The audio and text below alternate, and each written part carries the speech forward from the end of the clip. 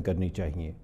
Basic بات، principal بات تو یہ ہے کہ کشمیر کے اندر انتہا سے زیادہ ظلم ہو رہا ہے، اور یہ اب سے نہیں ہو رہا، یہ 1948 سے ہو رہا ہے، کسی نہ کسی صورت کے اندر موجود ہے، کسی نہ کسی فیز کے اندر موجود ہے۔ اس کی ڈیفرنٹ جو ہیں آگے ویوز ہیں، جس میں کشمیری مجاہدین جو ہیں انہوں نے باقاعدہ ایک انڈیپینڈنٹ موومنٹ چلائی ہے، اس میں وہ اب تک ناکام ہیں، لیکن بہرحال وہ کامیاب بھی ہیں ایک لحاظ سے کہ انہوں نے human cost of India and financial cost of India and administrative cost of India وہ بہت بڑھا دی ہے۔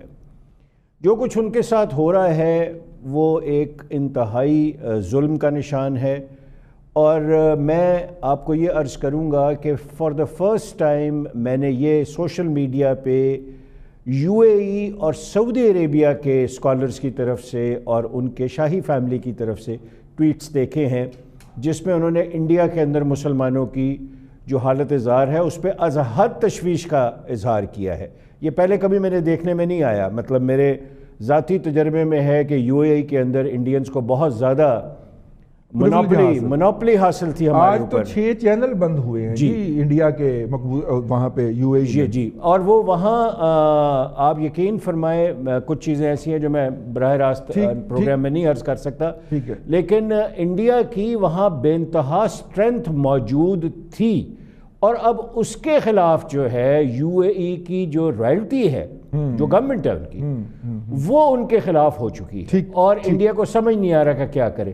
یہ فرسٹ پرنسپلڈ بات ہے۔ سیکنڈ، اگر آپ مجھے 1 منٹ اجازت دے دیجئے، دیکھیے چائنیز نے ہمیں یہ کہا تھا پاکستان کو کہ آپ اپنے جو بارڈر ایشوز ہیں ان کو بیک برنر پہ رکھ دیں اور اپنی ٹریڈ کی طرف توجہ دیں۔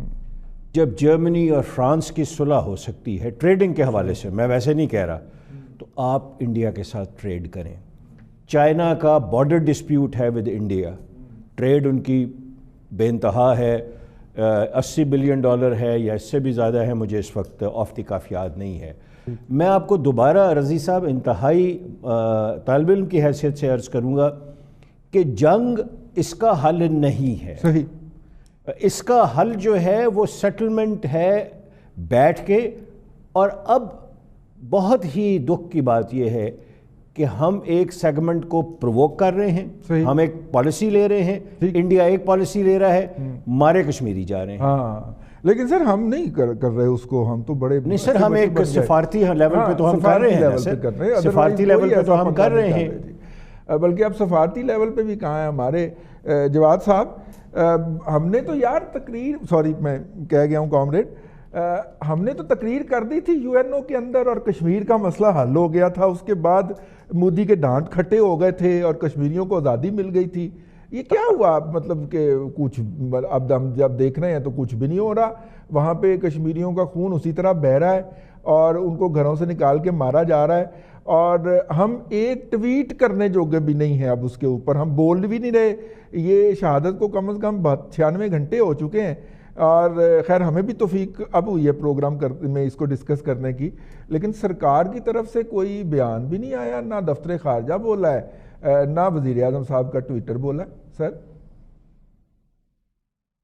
دیکھیے، پہلے تو آپ نے جب یہ کہا ہے نا کہ وہ جو تقریریں کرتے تھے اور مسئلہ حل ہو جاتا تھا یا ہو جانا تھا، تو میں ایسا ہوں، لیکن ساتھ ہی آپ نے جو آگے بات کی ہے، میں ہنسنا تو چھوڑیں، میں بہت زیادہ دکھ میں چلا گیا۔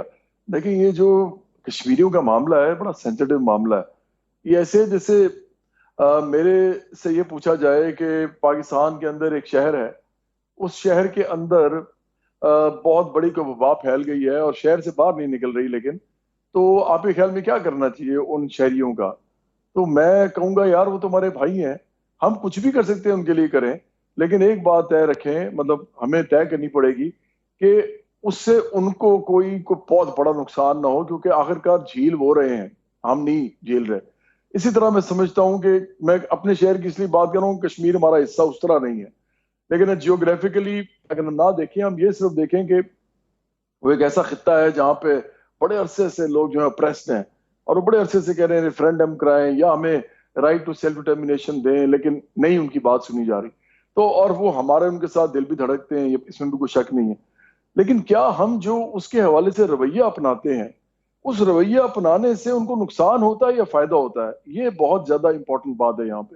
دیکھیں اگر تو ہم ٹویٹس جو کرتے ہیں، میں آپ کو چھوٹی سی مثال دیتا ہوں.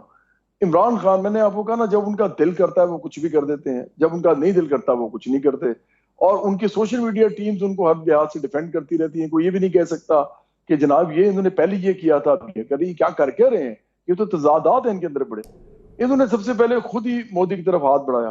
ہم سب کو بڑھانا چاہیے، میں سمجھتا ہوں ٹریڈ ہونی چاہیے، بزنس ہونا چاہیے، سب کچھ ہونا چاہیے. یہ اتنا پرانا جو معاملہ ہوتا ہے نا، یہ ایک دم اس طرح کی خلیجیں عبور نہیں ہو جاتی، اتنی جلدی آئس نہیں پگھلتی. وہ کہتے ہیں نا بریکنگ دی آئس والا وہ معاملہ ہوتا ہے، یہ آسان نہیں ہوتا، تو ٹائم لگتا ہے. تو اسٹیٹس مین کو تھوڑا ٹائم لینا چاہیے، صبر کرنا چاہیے. انہوں نے پہلے ہاتھ بڑھایا، ٹویٹس بھی کیے، سفارتی تعلقات کرنے کی کوشش بھی کی ان کے ساتھ بحال اچھے لیول پہ، جو کہ اچھا کام تھا. لیکن جیسے ہی ادھر سے کوئی خاص ترخواہ جواب نہیں آیا، انہوں نے ایک ٹویٹ لکھ دیا کہ جی یہ 1 ارب 20-25 کروڑ کا الیکٹڈ پرائم منسٹر. یہ میں نہیں کہہ رہا، ایک پرائم منسٹر ہمارے کہہ رہے ہیں کہ جی وہ چھوٹا آدمی ہے، بڑی سیٹ پہ بیٹھا ہے. یہ ایسے نہیں کرنا چاہیے، اس سے نفرتیں اور بڑھتی ہیں، پھیلتی ہیں.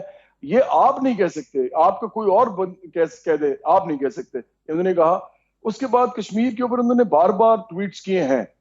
بھئی آپ لڑ تو رہے نہیں، لڑ تو آپ سکتے نہیں ہیں، یا آپ لڑ نہیں رہے، کوئی لڑنا نہیں چاہتے، جو بھی ہے. ہیلم آف دی افیئر میں آپ بیٹھے ہیں، میں نہیں بیٹھا ہوا، اور میں لڑائی کے حق میں بھی نہیں ہوں.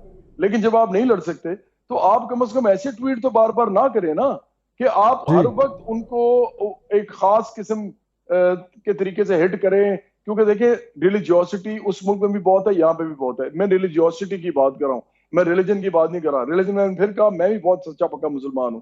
لیکن پرابلم یہ ہے کہ کیا ہم یہ اگر کہنا شروع کر دیں کہ باقی سب بھاڑ میں جائیں، صرف ہم ٹھیک ہیں، صرف ہمیں بس خدا نے چوز کر لیا، آخرت کا دیکھے بغیر کہ اس نے کیا ہمارے ساتھ کرنا ہے، باقیوں کے ساتھ کرنا ہے. تو یہ وہ بھی کر رہے ہیں، اور وہ کر رہے ہیں، اس میں کوئی شک نہیں ہے. لیکن کیا آپ اس حد تک ان کے پیچھے جائیں اور کشمیر کو ہر وقت اس طریقے سے بیان کریں اس مسئلے کو کہ اسے نفرتیں اور پھیلیں اور ہارڈ لائن وہ لیں؟ میں نہیں سمجھتا یہ کرنا چاہیے تھا. اور میں بھی آپ کو ایک بات بتاتا ہوں، اس وقت جو کچھ بھی ہو رہا ہے ہمیں یہ بات کرنی چاہیے، ہمیں بالکل کرنی چاہیے. ہم ان کے ساتھ کھڑے ہوئے ہیں، کشمیریوں کے بالکل ساتھ کھڑے ہیں، لیکن ہم گورنمنٹ نہیں ہیں. گورنمنٹ کو کیا کرنا چاہیے؟ میرے خیال میں ان کو نہایت ہی ہوش کے ساتھ، سوچ وچار کے ساتھ اپنی فورن پالیسی وضع کرنی چاہیے. اور میں نے بار بار کہتا ہوں، میں پھر کہوں گا، 3 چیزیں ہیں بڑی امپورٹنٹ.